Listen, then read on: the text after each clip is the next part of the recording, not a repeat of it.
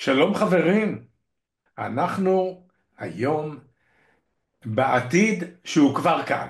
מה אתם אומרים? אפשר להביא את העתיד הנה היום? אני אעשה את זה איתכם חצי שעה בעזרת ענבר עיני, שענבר היא חברה ותיקה שלי, מומחית לתטא הילינג, וענבר, תציגי את עצמך ואיך את מתחברת לנושא של העתיד שהוא כבר כאן. אז כמו שאמרת, קוראים לי ענבר ליכטמן עיני. אני יוצרת את השיטה תדר הבריאה והתת מודע, בעצם חיבור לתדר של כל היש, כל האנרגיה שאנחנו לא רואים אותה אבל היא נמצאת וקיימת, ובאמת העתיד כבר כאן. אנחנו רואים שבתקופה הזאת יש שינויים עמוקים, שינויים תודעתיים ומשמעותיים. יותר ויותר אנשים מחפשים משמעות עמוקה יותר לחייהם, פונים ללימודים רוחניים, מדיטציה, מיינדפולנס, רפואה משלימה. אנחנו רואים גם את הטכנולוגיה, כמה שהיא מתעוררת והיא עכשיו תופסת תאוצה, ואיך הם גם ביחד מסתנכרנים ומובילים למציאות שאינה רק חומרית אלא גם אנרגטית, ויחד עם זאת גם טכנולוגית. אז אם אנחנו יכולים להשפיע על העתיד שלנו, אז איך את מציעה לבנות לנו סרטים של מציאות מדומה שהולכת ומתממשת עם הגדילה שלנו, עם ההתרחבות שלנו, עם כל ההכשרה שיש לנו בתחומים של מיינדפולנס, של מדיטציה, שאנשים רוצים להיות בטופ של הטופ של האיכות שלהם. אז זה מקסים מה שאתה אומר, כי אנחנו באמת יוצרים את המציאות שלנו.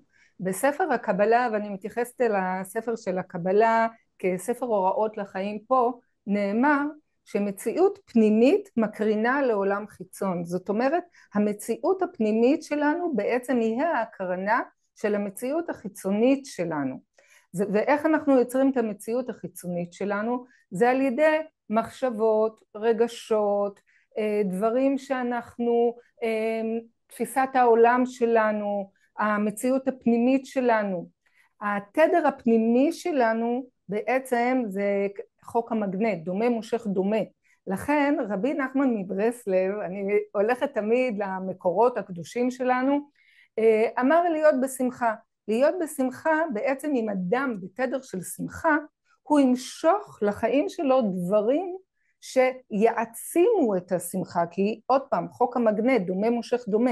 אם אדם יהיה בתדר של עצב או בתדר של מרירות, הוא ימשוך וימגנט לחיים שלו דברים שיעצימו את התדר הזה.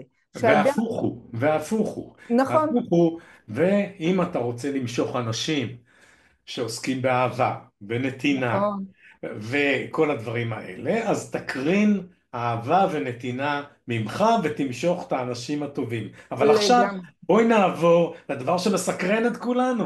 איך אנחנו יכולים להשפיע על הזוגיות שלנו, על בת הזוג או הבן הזוג, איך אנחנו יכולים לבנות את העתיד המשותף שלנו במחשבות שלנו ולעשות אטרקטנט למשוך את הבת ובן זוג אלינו באהבה.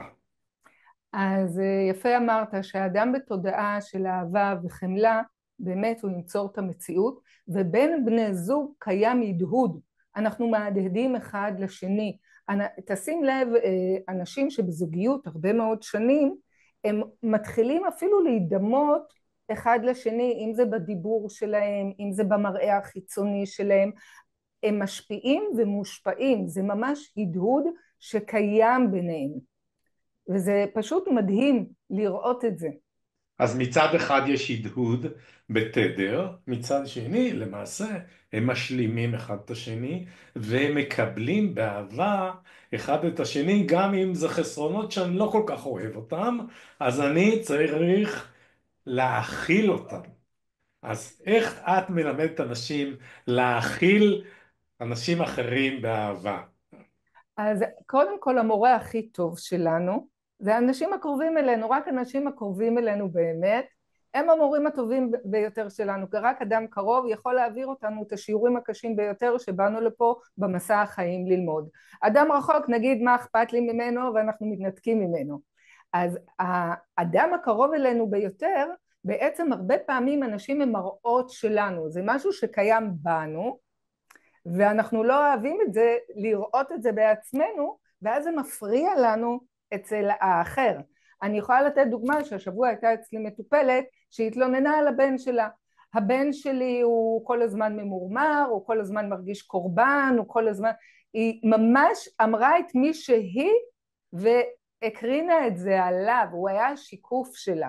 אז הרבה פעמים שאנחנו רואים משהו שאנחנו לא אוהבים אצל אדם אחר או אצל הבת, בן זוג שלנו, אנחנו צריכים, וזה להיות במודעות באמת גבוהה, להסתכל פנימה איפה זה קיים בנו, איפה זה פוגש אותנו.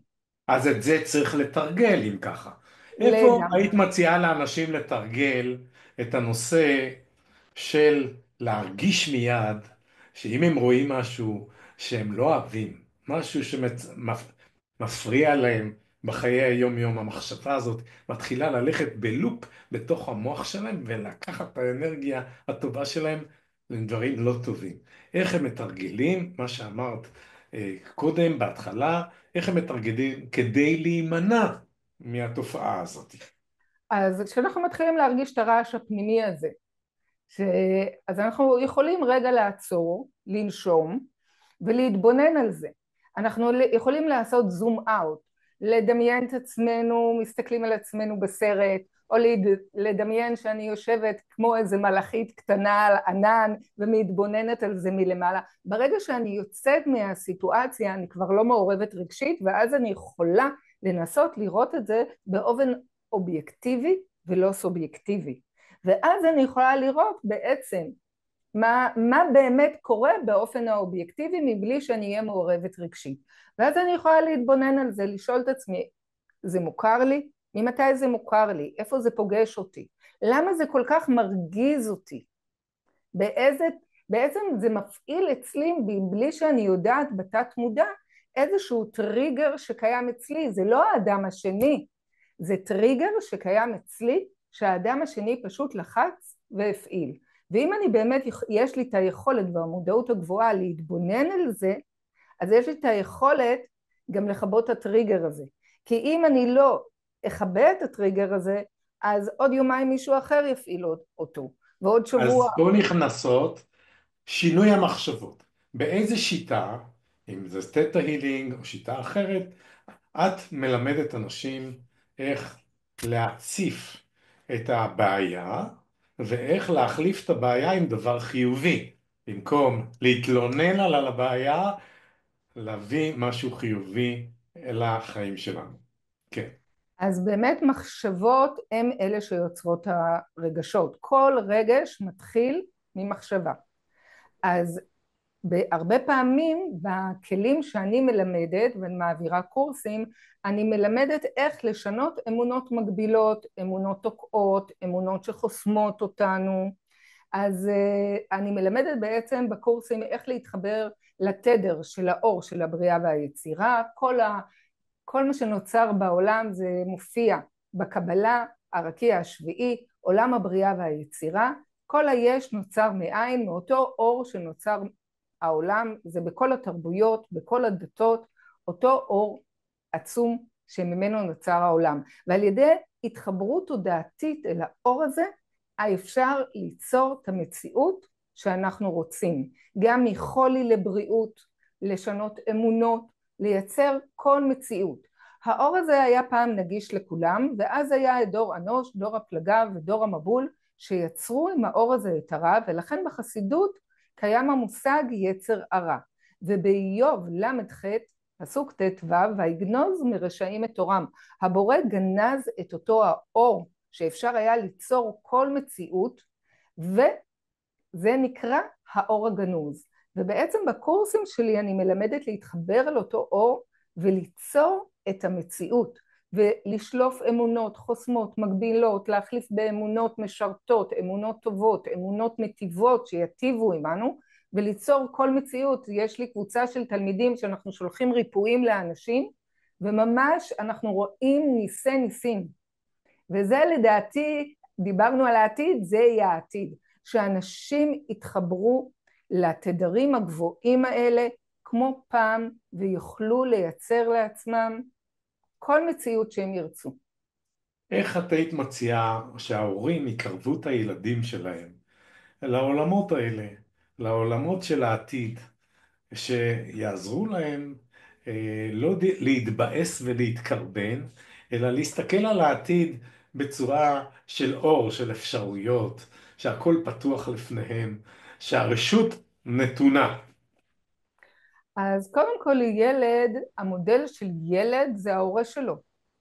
גם לפעמים הורה אומר משהו, ילדים הם הסנסורים שלהם והם כאלה סנסטיביים, הם קולטים הכל. הורה יכול להגיד משהו ולחשוב אחרת, הילד יחוש כל מצמוץ בעין, כל דבר. אז קודם כל אנחנו כבני אדם, אנחנו המודל לילדים שלנו, הילדים שלנו הם המראות שלנו.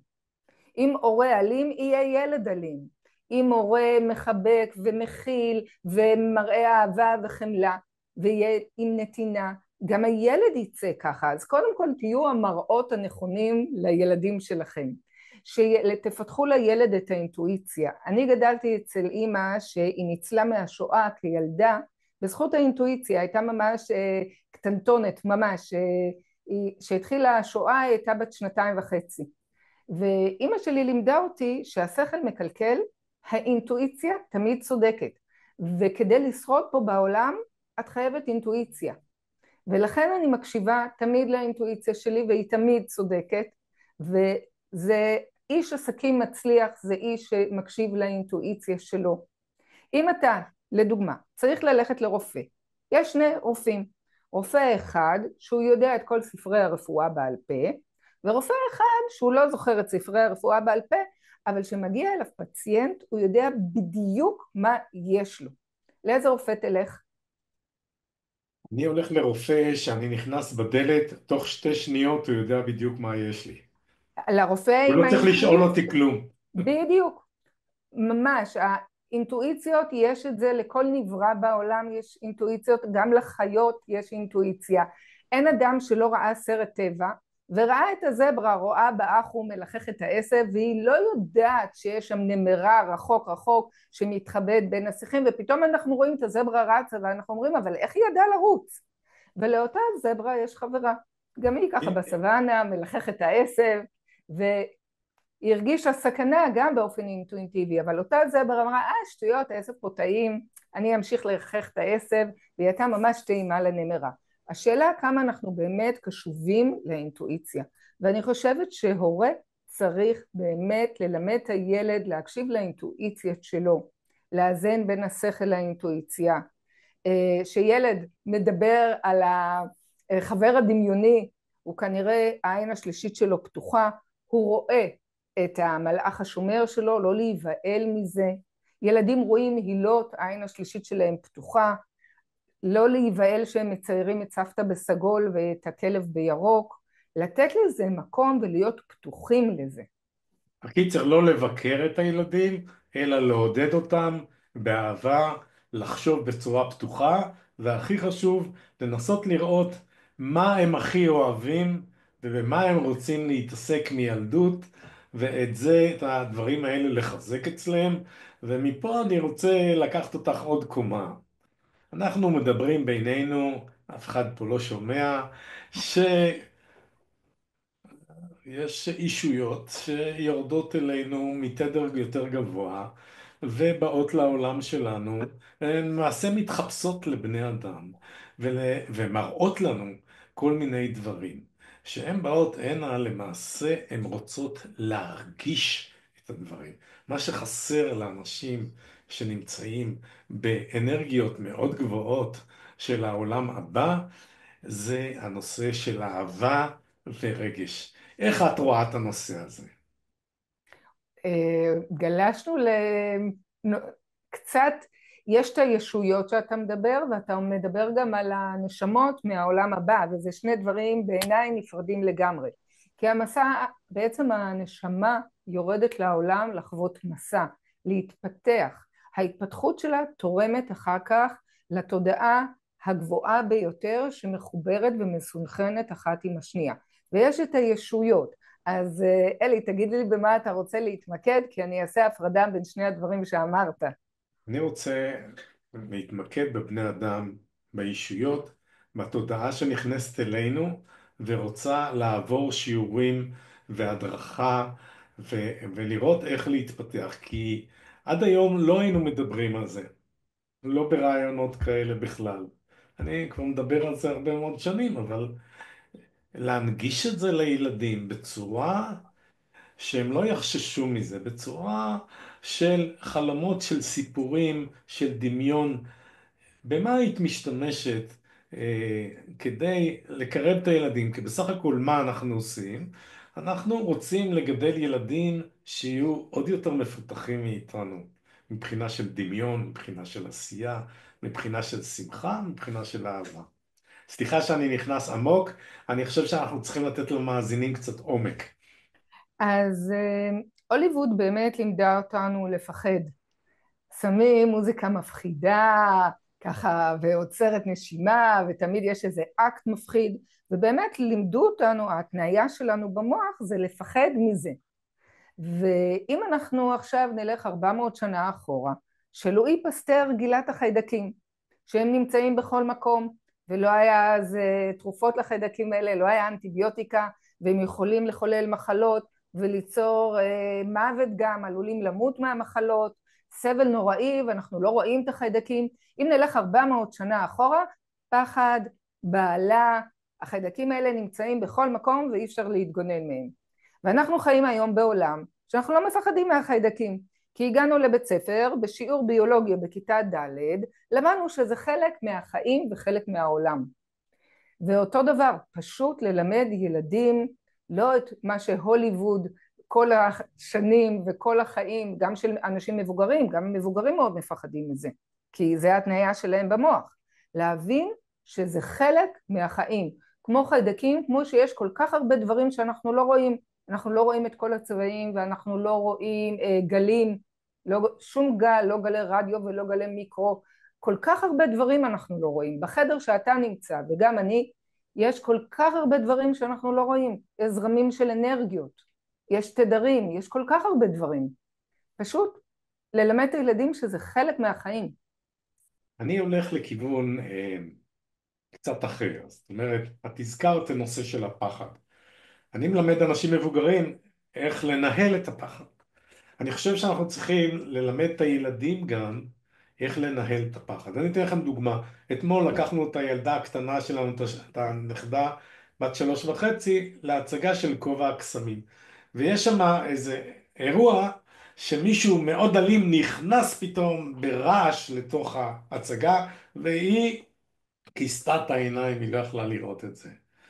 ואני פשוט אמרתי לה, תקשיבי יוני, פשוט תסתכלי לו בעיניים, תגידי לו אני לא מפחדת ממך, כדאי לך להיות חבר שלי, כדאי לך להיות ידיד שלי. ואנחנו למעשה מנהלים את הפחד. לניהול פחד יש המון משמעויות, וחלק מהנושא של העתיד זה נושא של ניהול הפחד. זה הווה אומר, אני אתן לכם דוגמה. אם אני לוקח שנה א' של סטודנטים להנדסה, של 4 שנים, ובשנה א' אני אומר להם, בואו בסשן כזה, תעצמו את העיניים ותדמיינו איפה אתם עובדים בעוד 5 שנים. מה אתם רוצים לעשות? בערך 20% ידעו לספר מה הם רוצים לעשות. ואם אני עושה את זה בשנה שלישית, אז האנשים כבר יודעים לדמיין את זה הרבה יותר טוב. עכשיו שאני מסתכל אחורה, האנשים שדמיינו בשנה הראשונה, ה-20%, את מה יקרה להם עוד 5 שנים, הם הכי מוצלחים בכיתה. הסיבה היא נורא פשוטה, שאתה מדמיין את הסרט שלך, אתה בונה את השלבים של ההתפתחות שלך לפי איך שאתה רוצה להיות בעוד 5 שנים. וזה מאוד מקל, זה גם מוריד את הפחד, וזה גם ממקד אותך לעשות את הדברים הנכונים, ולא להתעסק בכל מיני שטויות אחרות שלא מביאות אותך ליעד שאתה רוצה. התייחסותך, סליחה שאני... הרבה מאוד, בעיקר בתקופה האחרונה, המון אנשים נמצאים בפחדים וחרדות, חווים ממש, אני רואה היום שיש עלייה הרבה יותר מפעם. אני חושבת שאחת הסיבות זה החוסר ודאות, אנשים מפחדים מחוסר ודאות, ומה שגורם להם לפחד זה מילה אחת קטנה, בעלת שתי אותיות, א' ומ' סופית, אם, ומה אם? ואם זאת מילה שהיא בכלל לא רלוונטית לחיים שלנו והיא יוצרת את כל הפחדים והחרדות. אם עוד 5 דקות יתנגש מטאור בכדור הארץ יהיה פוף וכדור הארץ ייעלם, זה רלוונטי? ומה אם יש מפלצת מאחורי הדלת? זה לא רלוונטי, אם זה לא רלוונטי לחיים שלנו. ומה שקורה, כל הנבראים בעולם חיים תמיד בהווה, בהוויה של הרגע. ילד שהוא צוחק את הצחוק המתגלגל האמיתי מהבטן שלו, הוא מפסיק לצחוק את הצחוק הזה, שהוא מתחיל לחשוב על מה היה ומה יהיה. ובעצם רוב האנשים היום כל כך עסוקים בעתיד ובעבר שהם לא בנוכחות, בהווה, ברגע הזה, בהוויה. הם עוברים ליד החיים, לצד החיים, ולא בתוך החיים. ואני הרבה פעמים מתרגלת אנשים ומלמדת אותם לחזור חזרה להוויה שבהווה. לדוגמה, ואני ממש מלמדת אותם, שאתם שוטפים ידיים, להרגיש את המים הנעימים, את ניחוח הסבון, שאתם שותים, ממש להרגיש את המשקה, איך הוא מחליק בדופן הגרון, שאתם אוכלים, לא לאכול מהר מהר לסיים, ממש להרגיש את הטעמים של האוכל, ליהנות, להתענג מהאוכל, להרגיש, עכשיו אנחנו באביב, היום זה לא יום דוגמה, אבל יש המון ריחות של פריחה באוויר, שאתם בוחרים בבוקר את הבגד שלכם, אתם קניתם אותו כי מאוד אהבתם אותו, לא מיד לשלוף מהארון, תהנו מהרגע הזה, תזכרו ברגע שאהבתם אותו, כי קניתם אותו, שאהבתם אותו, תרגישו את המגע שלו בגוף. ברגע שאנשים יהיו בנוכחות של הרגע, בהווה, הם יתחילו ליהנות מהרגעים הקטנים כגדולים. אני מלמדת אנשים הרבה פעמים בסוף היום, שמסתיים היום, לפני שהם הולכים לישון, ממש להיות ב7 הודיות על דברים שקרו להם ביום. זה יכול להיות שהלכתם לקנות משהו והמוכרת חייכה אליכם, יכול להיות שהלכתם ברחוב ואנשים רמסו איזה פרח ואתם הייתם נפעמים מאותו פרח. יכול להיות שנהניתם משיחה טובה עם חבר או חברה, מאוכל טעים, ממש להיות בהודיה על הבית שלכם, להיות בהודיה על הבריאות שלכם. החיים פשוט משתנים שאנשים ממש מתרגלים את זה, כי הם כבר יצאו מזה וחוזרים חזרה להוויה, פשוט חווים חוויית חיים שוב שבעצם נועדנו לה.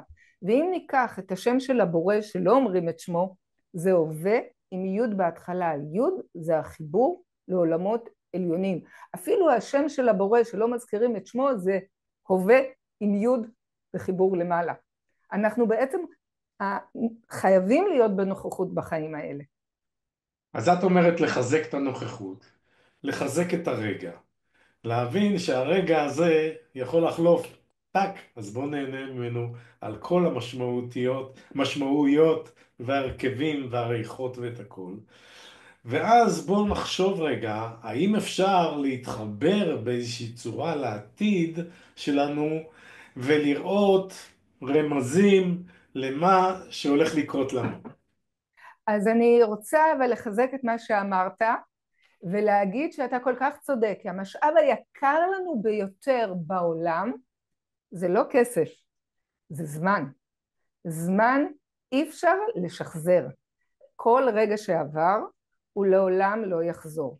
ואם אנשים יבינו את זה, וידעו ליהנות מהזמן, ובאמת להוציא מהזמן את המיטב, אז הם זכו, אשריהם, הם זכו.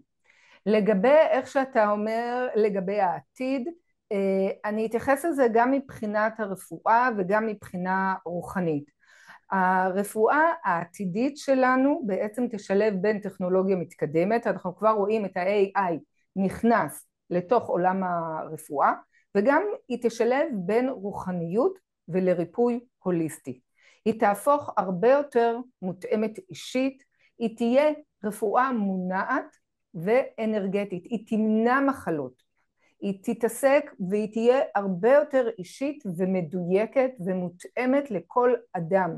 זאת אומרת, ה-AI, אם יגיע פציינט לבית חולים, תוך מספר דקות יוציא תמונה מלאה אישית של האדם, אם זה ברמה הגנטית, אם זה התדר שלו, אם זה האוכל שנכון לו, התרופות שהוא לוקח, כל המכשורים גם יהיו הרבה יותר מתקדמים. אני מאמינה שיהיה בעתיד ננו רובוטים רפואיים שיתקנו תאים פגומים מבפנים, ובמקביל יהיה גם ריפוי באמצעות תדרים ואמצעות אנרגיות. יהיו מכשירים ביו-אנרגיים שימדדו את השדה האנרגטי של הגוף ויזהו חוסרים וחסימות עוד לפני שהן מתבטאות כמחלה פיזית. הרופאים התייחסו לאדם לא רק ברמה הביולוגית, אלא גם ברמה הנפשית והאנרגטית. יהיו כלים רפואיים מוכרים וחדשים, יחד עם הכלים כמו הילינג, כמו רייקי, שימוש בקריסטלים. כבר היום אנחנו רואים לידות טבעיות בחדרי לידה, כבר יש לידה בג'קוזי, במים, שמים תאורה, שמים מוזיקה. יהיו טיפולים בתודעה ובכוח המחשבה, יבינו שרגשות ואמונות משפיעות על הבריאות, ולכן יהיה ריפוי באמצעות תודעה, וזה יהפוך לחלק מהטיפול הרפואי. יהיו טכנולוגיות של נוירופידבק והדמיה מוחית, והם יאפשרו למטופלים לכוון את המוח שלהם לריפוי עצמי, ולהפעיל כוחות של חידוש תאים דרך חשיבה מודעת. האדם בעצמו יוכל לרפא את עצמו באמצעות החשיבה המודעת. יהיה מעבר לרפואה מונעת ולשיפור החיים על ידי תזונה מותאמת. ה-DNA, הגנטיקה תתפוס תאוצה, ייעלמו, הביוטכנולוגיה העתידית, ייעלמו התרופות מדף כמו אקמול ואנטיביוטיקה, יהיו תרופות מותאמות DNA, התזונה שלנו תהיה מותאמת DNA, אפילו הספורט שלנו יהיה מותאם DNA. החיים שלנו יהיו הרבה יותר ארוכים ואיכותיים, הטכנולוגיה החדשה תדע לעשות עריכה ל-DNA, ידפיסו איברים ביולוגיים על ידי המדפסות בתלת מימד, וגם אפילו תאי גזע. יאריכו את תוחלת החיים ויאפשרו לאנשים להגיע עד גיל 120 ויותר, תוך שמירה על איכות חיים גבוהה. בעתיד לא רק יטפלו במחלות, אלא נלמד כיצד ואיך להזדקן בצורה בריאה, אנרגטית וחיובית. אז לא לשכוח שביחד עם כל זה, יש לנו לב עם מוח שנוצר ראשון בעובר, ואחר כך נוצר המוח הזה, והסחרון בין המוחות, תוך כדי נשימה שמתרגלים אותה יום יום, יום יום, החזרתיות הזאת שאת מדברת, יוצר לנו קודם כל חיים בסנטר שלנו, שהם מאוזנים, וזאת דרך גם למנוע מחלות או לגרום לגוף שלנו לרפא את עצמו על ידי זה שהוא חוסך אנרגיה מיותרת שמתבזבזת במוח, הוא לוקח את האנרגיה שמשתחררת ומרפא את עצמו. אז אני ניגש לסיום. מהו המסר שלך? מהו המסר החשוב ביותר לעתיד שלנו מבחינה רוחנית?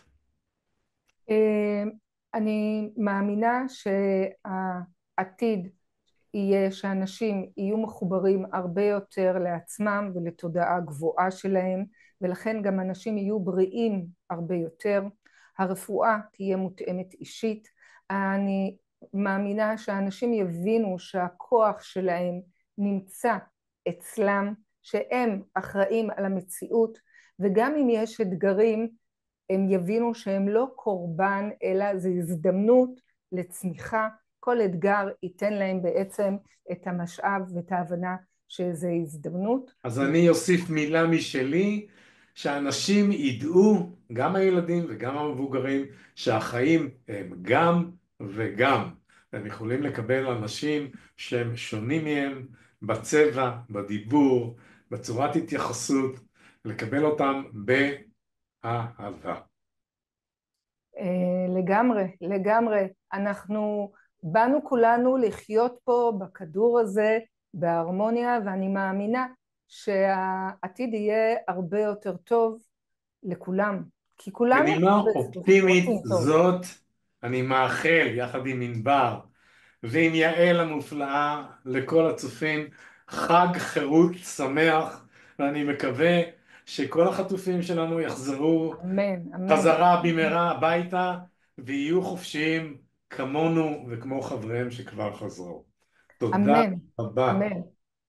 שאני אצטרף לאיחולים שלך, שזה יהיה חג חירות אמיתי לכולם. תודה רבה ענבר. תודה, תודה נעמת לי רבה מאוד. אל. תודה, תודה רבה אלי יהלום, תודה רבה.